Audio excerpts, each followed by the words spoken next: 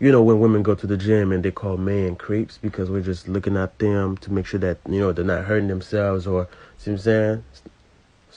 Things like that, right? I'm glad that this happened and nobody had done shit to help her out. They're just looking at her. And fellas, that's what we gotta start doing.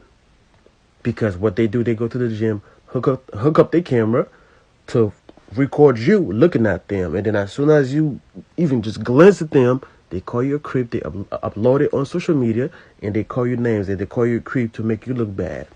Now, this is not going, towards her or whatever. I'm just making a big reference and I'm just talking in general. Because women these days, they go to the gym and they start acting like victims. So what we're going to do, fellas, when they start struggling or even hurting themselves, we're just going to let it happen. I'm glad that nobody did shit because I wouldn't.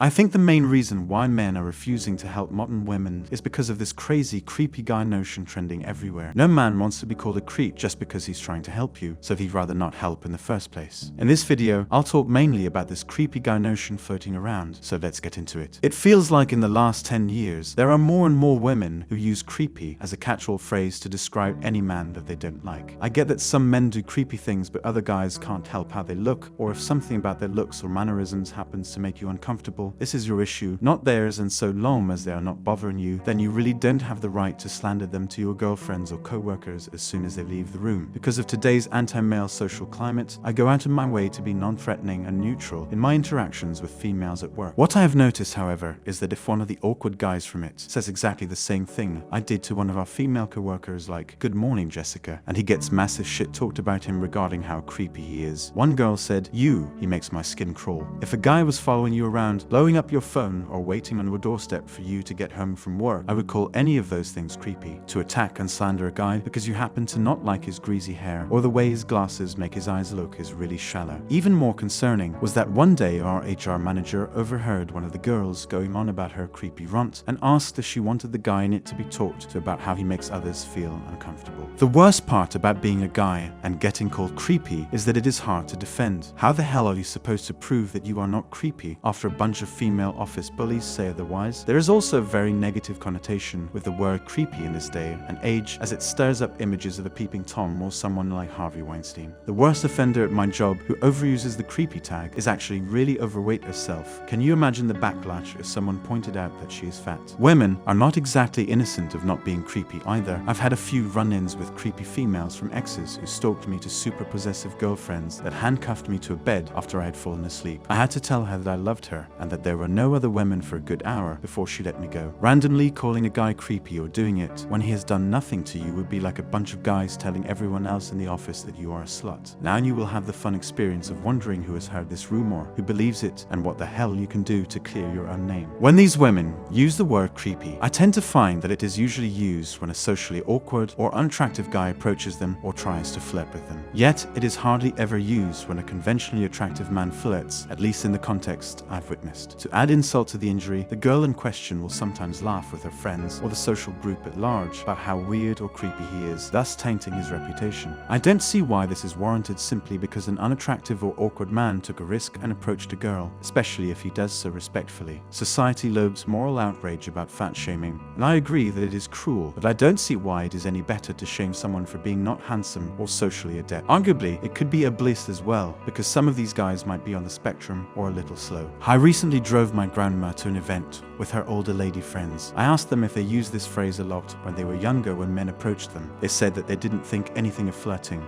appreciated it when a man noticed them, and found it charming when they paid a compliment or asked them out. Perhaps then, this creep shaming is generational. I don't see why women, men, or any gender identity group are entitled to be approached only by attractive people. I don't think men deserve to be castigated for approaching women. With all these, I don't think any sane man would still want to help a woman in need if he really loved himself. That's all for today on Manhood. Don't forget to smash the like and subscribe buttons, and also click on the notification bell to be the first to know when I drop a new video. See you next time. Cheers.